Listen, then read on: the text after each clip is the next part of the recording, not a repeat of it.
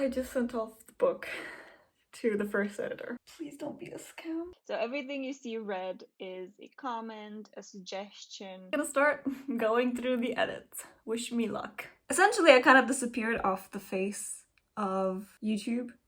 Editing! It is editing time. It is professional editing time. I'm so excited to start this process, and spoiler alert, I have already started. Well, I have started looking for editors. I have not started the actual editing, but I've started looking for editors. I contacted a few editors and they gave me some sample edits. So something I have been recommended is definitely to ask for sample edits. A lot of these editors will offer them themselves for free, and usually send about 1,000 words, up to 3,000 words for them to give you a sample edit. And I received a few of these. So I made an inquiry on Reedsy, so where I sent a brief up to 5 different editors. And then I contacted a few sort of independent, not independent editors, but editors that weren't on Reedsy that I just had found somewhere else that I'd heard of before. And so I just kind of filed some of these editors, or I bookmarked them in my computer, and I was waiting for this moment to contact them. And I did, and most of them responded. I'm still waiting on 2 responses, or 2 sample edits, I should say. And afterwards, I will make a decision on who I'm going to choose. Spoiler alert, I think I'm not gonna go with any of the Reedsy editors. They're so expensive. Reedsy is so expensive. And at least one of the more budget-friendly independent, well, not on Reedsy editor that I spoke to and who gave me a sample edit was really good. Like, she was so good for what, 1/4 of the price that I would pay on Reedsy. And I just, you know, it's my first book. I want it to be good, but I also want to be budget conscious and think of my return on investment, because I don't expect to make a lot of money off of this first book, and I don't want to be spending way too much money for a copy and line edit. So that's where I'm at right now. I'm trying to decide on the editor that I'm going to use. But in case you're wondering, Reedsy is generally a good place to find professionals. Just be aware of the price tag that comes along with it. Of course, you also get quality, but not necessarily better quality. Not for everyone, at least. Like, I think you just have to be careful and don't just accept anyone, because while I'm sure they're good, there might be others out there who charge less, who are just as good or maybe better. Yeah, I'm still trying to go over the sample edits and decide whose I agree more with, whose I also learn more from, because that's another thing I really want to learn from this process as much as possible about writing and to become a better writer. So I'm definitely also looking for comments that I can learn from, or an editor that I feel I can learn a lot from. Super exciting, but also a little bit nerve-wracking, because I have to pay, actual money now. So I have to make a good, smart decision on who I'm going to hire. So a little bit nerve-wracking, but good, exciting, yes. Okay, so a bit of an update on the editing front. Like I said, I started contacting editors. And I definitely contacted a lot of editors, and it made it really difficult to pick people. However, I found some really, really good ones. And it made me realize that, so I probably will go into a full discussion about this topic in a proper sit down video, but line editing versus copy editing, right? So I knew this was a thing, I knew there was a difference between them. However, I know that a lot of people use them interchangeably, and even editors. And a lot of the editors I actually contacted use line and copy editing interchangeably, as in they said that they were offering both services in one, or maybe some of them were saying they're only offering copy editing, but what they were doing was also line editing, and then some clearly were just doing copy edits.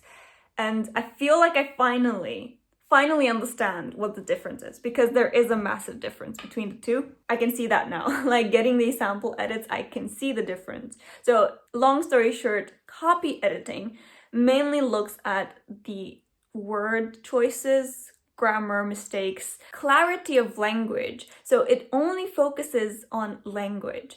Whereas line editing goes a little further than that, line by line, as the naming suggests. But it also looks at character voice, at POV, at setting description. So really enhancing the reader experience and looking at the story on a line by line fashion. And so it became clear to me from getting some sample edits that I would love a line edit. So I would love a line edit first, and then a copy edit, and then a proofread, or maybe the copy edit and the proofread can be in one, in any case. So what I have decided to do is to go with a line editor who, to be fair, is also gonna do some copy editing. So she's gonna do both, but mainly I will focus on the line edit for her, with her. And then I'm going to send it to another copy editor who I loved her sample edits. I learned so much just from that sample edit. And so I'm gonna do 2 rounds of edits, at least. I might do a proofread as well, or I might do it myself. We'll see. The line editor, thankfully, has a slot next week. And she said it's only gonna take about a week and a half to 2 weeks for her to go through the whole manuscript and make line edits. And so I have a few days, I have until this Sunday to do a final read through myself and look for any inconsistencies that I might have introduced with my latest revision.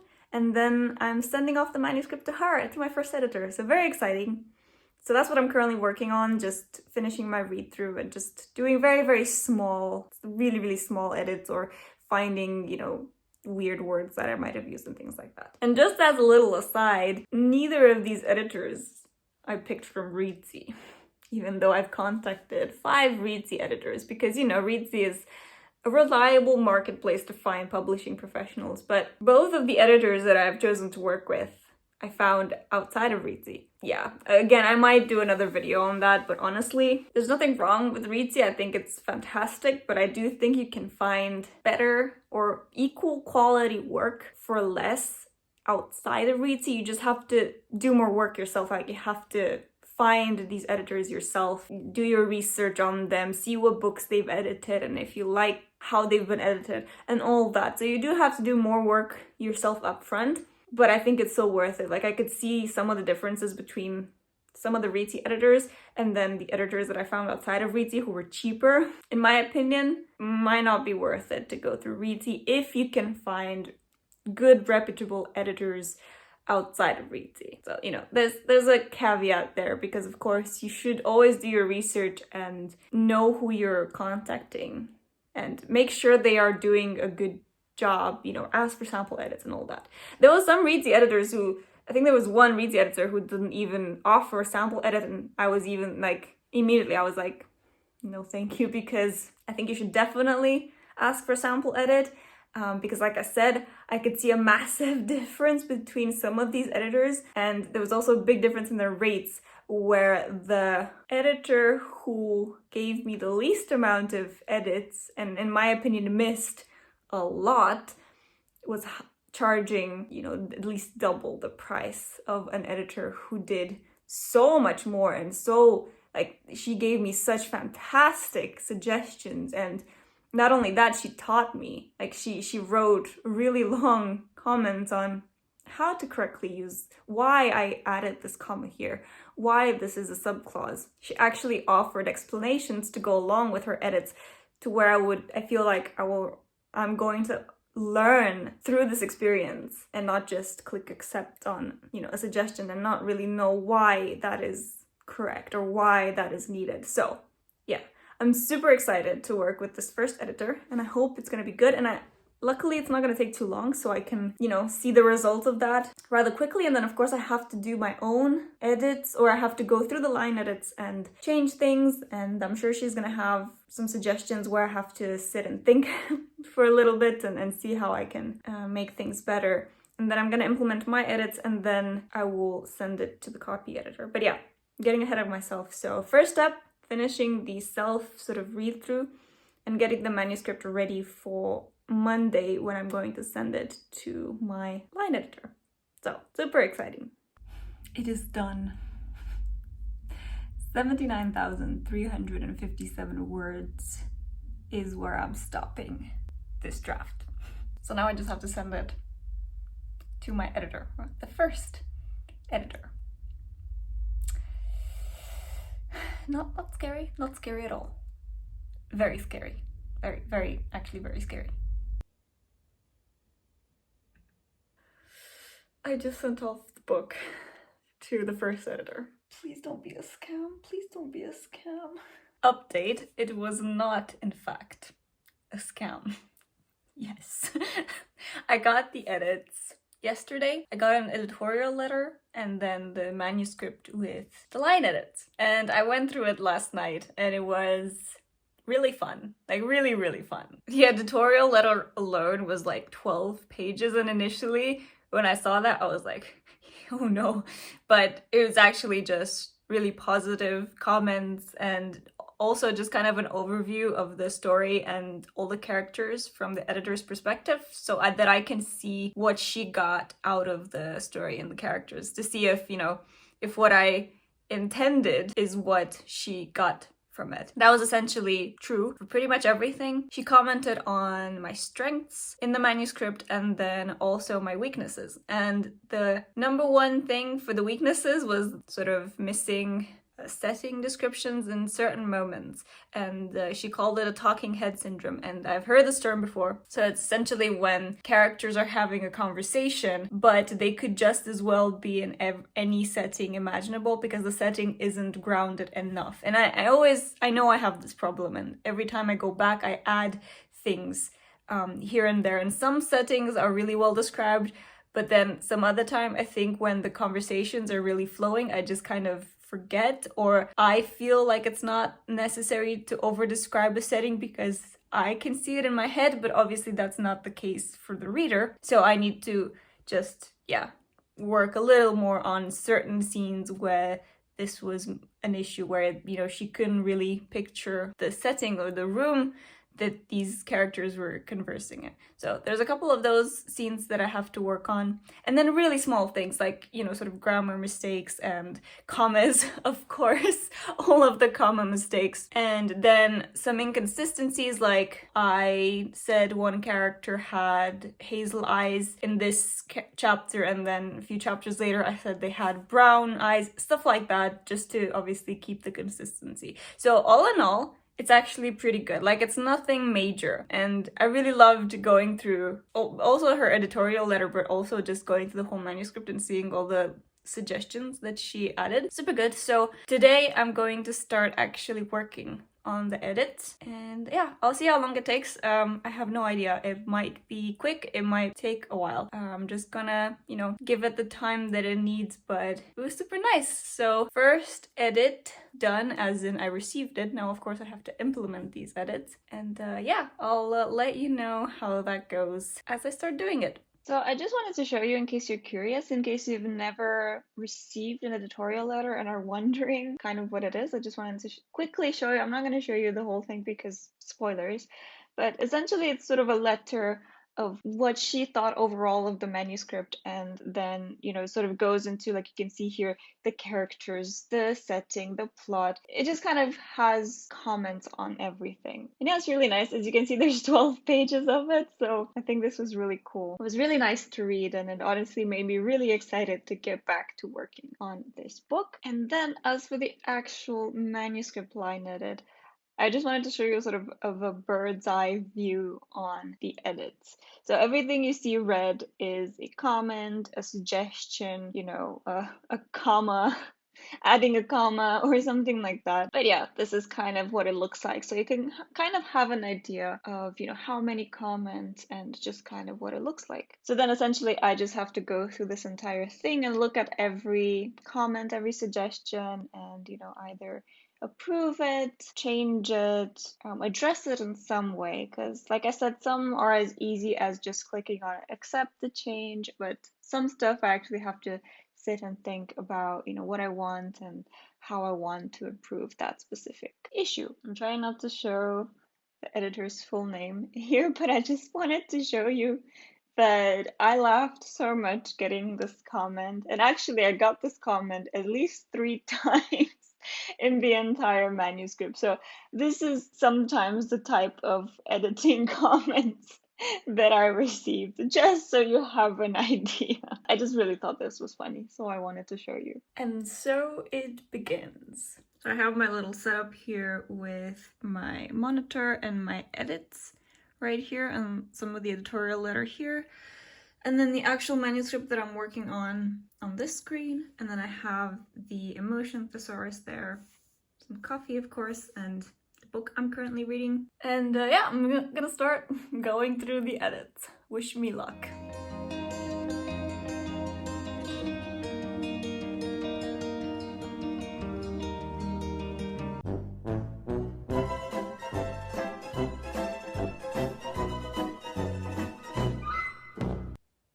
So it's been a while. It's been almost half a year, I think, since the last little clip here. Essentially, I kind of disappeared off the face of YouTube, and I apologize for that. I needed a break, I think, just from filming myself and everything. However, I'm done with editing.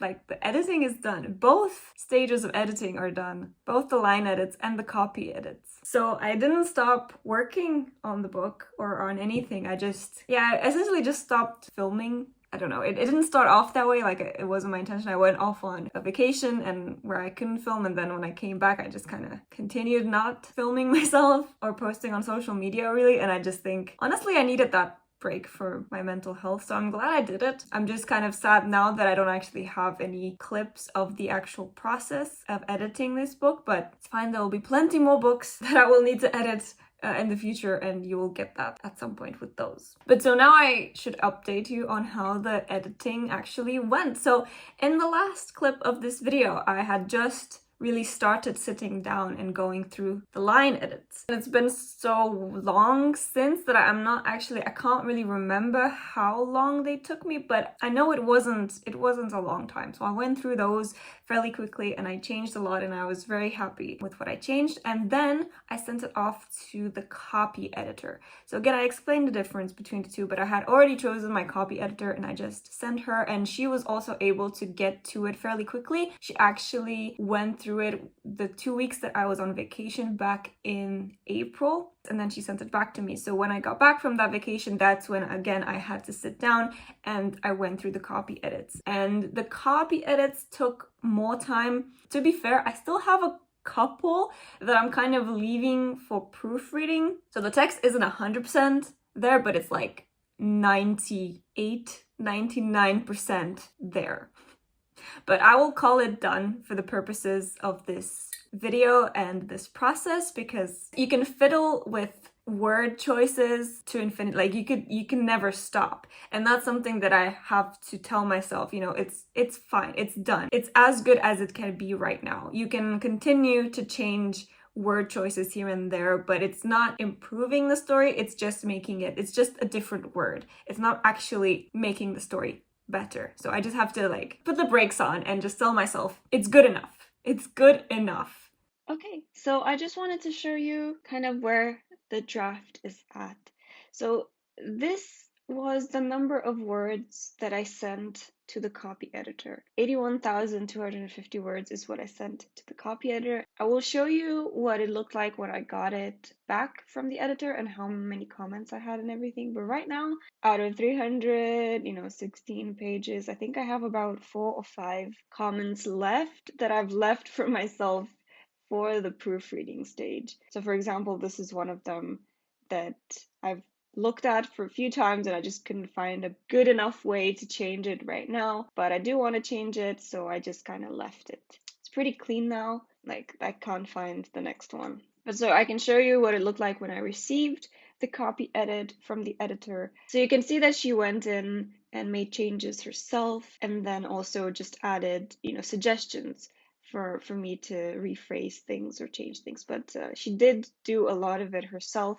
She just went in and deleted unnecessary commas or misspellings or incorrect grammar and things like that. And this is what it looked like. That there were a lot of comments. So I went through everything and either accepted or changed it in a different way, but to be honest, it was mostly just accepting her changes because it was very, very small, grammatical or punctuation type of comments. Another really cool thing that the editor did is created this style sheet for the book for me. So as she read through it, she made this style sheet, I guess mostly for herself to help with her editing process, but then she sent it over to me, and I think this is just really cool. So kind of language preferences and style, since I wrote the book in British English, and then yeah, some kind of spelling guide, British versus US English, and then some like series specific, you know, like the historical figures that I mentioned, some D&D creatures that I created, the geography and like the places that I mentioned in the book, the character names. So this is super, super cool, and I think will come in very useful for continuing on with the series. And I don't know, just in general, I just think that was a really cool add-on for her to do. And so right now, I just wanted to quickly show you just the word count because it did not change that much. So 81,147 is what I have right now. And I sent it as 81,250. So not that much change because they were very, very small, you know, punctuation and a couple of words here and there type of changes. So yeah, that's essentially where I'm at right now. For me, right now, what I'm working on is actually the cover of the book because I want to have that done. And then I can do the proofreading and all of that. Because the text, again, can still have like small changes, but it is like 98% there. And then another thing I've been working on is a draft 0 of the book that I planned out in one of these videos. I can't remember exactly when. I think back in January or something, I planned out an entire new book. And I am currently drafting that every once in a while. I'm not like making a super strict schedule for myself. I'm having a lot of fun drafting this book. It has nothing to do with hunting Vienna, but I'm just having a ton of fun writing it. So I just wanted to give you a little update. So for that, I'm at 13,550 words right now out of 50,000, just because that's usually a good draft 0 number to have, but that's where I'm at with that. And the plan in theory with that would be to finish the draft 0 of this by November, so that in November during NaNoWriMo I can work on the sequel to Hunting Vienna. That's what I would like to do, but we'll see in reality what will actually happen. But yeah, I mean, that was it. I think I'll end the vlog here. I'm back now and I'll continue to make writing vlogs and update you on my progress and process and everything like that. So yeah, please stay tuned for the next video, and thank you so much for watching. I hope you have a great day, and I'll see you next time. Bye!